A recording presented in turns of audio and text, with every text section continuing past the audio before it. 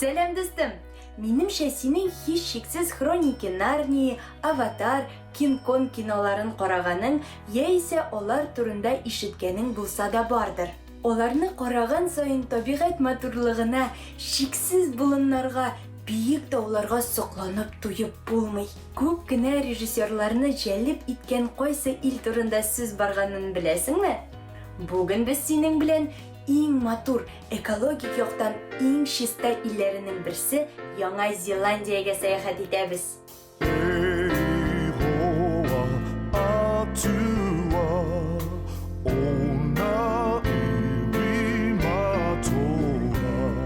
Анда яшәүче төп халык ана Аотеароа, ягъни тәрҗемә итсәң озын ак болыт иле дип йөртә. Легенда буенча, Купе исемле диңгез сәяхәтчесенә Яңа Зеландиягә юлны нәкъ менә ак болыт күрсәткән.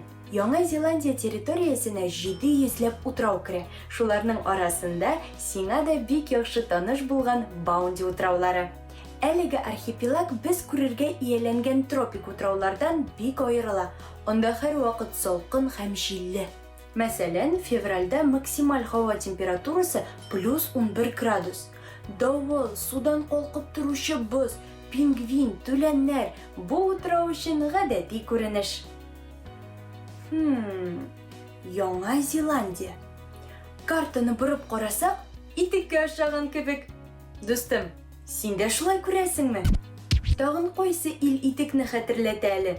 Беләсеңме? Белмәсәң, сиңа бүгенгә бирем. Картаны ал да, итеккә охшаган илне эзлә. Без сәяхәтебезне дәвам итәбез. Минемчә, сине Яңа Зеландиянең традицион кухнясы кызыксындырадыр. Уйыма башта экзотик, безгә таныш булмаган сәер ризыклар килгән иде. Әшин барлыкта андагы яшәүчеләрнең иң яраткан ризыклары ит белән кыздырылган бәрәңге. Шулай ук натураль бифштекслар һәм ростбифлар икән. Ә гарнир урынына алар кумара дигән боллы бәрәңге кулланалар. Күз алдыңа китерәсеңме? Боллы бәрәңге. Бу бәрәңгене Яңа Зеландиядә 800 елдан артык үстерәләр икән.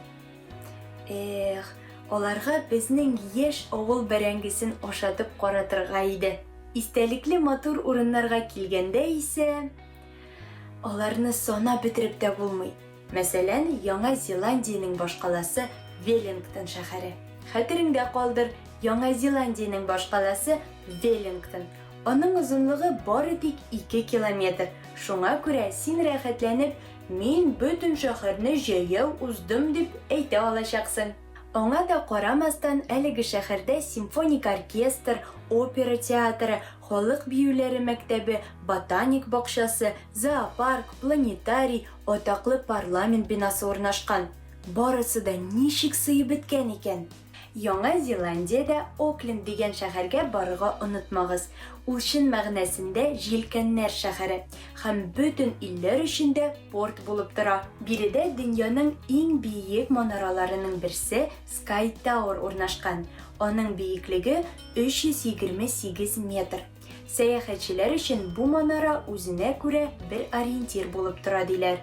Яңа Зеландиягә барсаң, Хоббитлар авылына бармыйча кала күрмә.